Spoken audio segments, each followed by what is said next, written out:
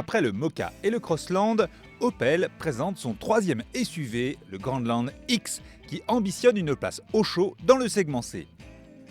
Le terrain va être sportif car ici règne le best-seller Peugeot 3008. Face aux Français, Opel propose un modèle qui récite les fondamentaux de la marque. Efficacité, sobriété et prix étudié.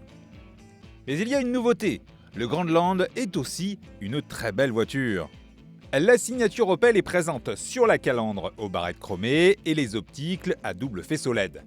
Pour le reste, on a affaire à une solide voiture, plus large que haute, bien campée sur ses roues de 17 pouces.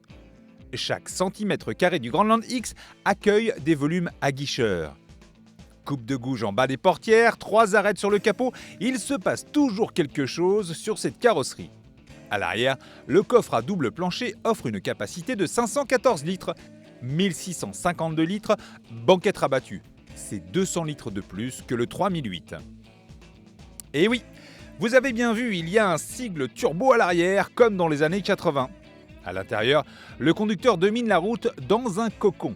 L'habitacle respire le chic. Les plastiques sont de qualité et les sièges ergonomiques bien dessinés. Dommage qu'il manque de maintien latéral. À l'arrière, il y a de la place pour les jambes et la place centrale est acceptable sur trajet court. Autre bon point, le Grandland choisit ses passagers avec une recharge à induction et des prises USB avant-arrière.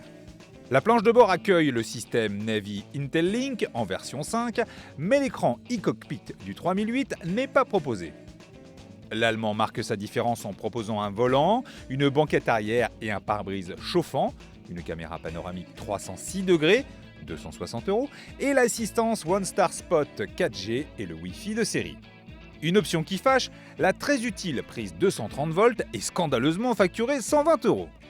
Le Grandland est plus typé confort que le 3008 et privilégie le bien-être de ses occupants avec des suspensions qui filtrent la route sans gîte ni roulis et un surprenant train arrière. Pour son lancement, le SUV accueille un 3 cylindres turbo 1,2 litre essence de 130 chevaux, un peu bruyant en accélération, et le diesel 1,6 litre de 120 chevaux. Certes, ces moteurs font le job, mais le downsizing trouve ses limites dans les reprises. Dans les virages serrés, le manque de couple rend la direction moins précise. Le Grandland X n'atteint pas les qualités routières du 3008. Avec le Grandland, Opel propose du classicisme et au cas où cela ne suffirait pas, des tarifs alléchants. Le Grandland Edition s'affiche 300 € moins cher que le 3008 Access avec 2 séries l'écran 7 pouces, la climatisation bizone et les feux de jour à LED. Le premier Grandland Edition s'affiche 300 € moins cher que le 3008 Access avec 2 séries, l'écran 7 pouces, la climatisation bizone, les feux de jour à LED, le lecteur des panneaux de signalisation et le détecteur de pluie, soit 2400 € d'écart. Le Grandland X existera en finition Édition, Innovation Elite et Ultimate pour des tarifs allant de 25 600 à 37 100 €.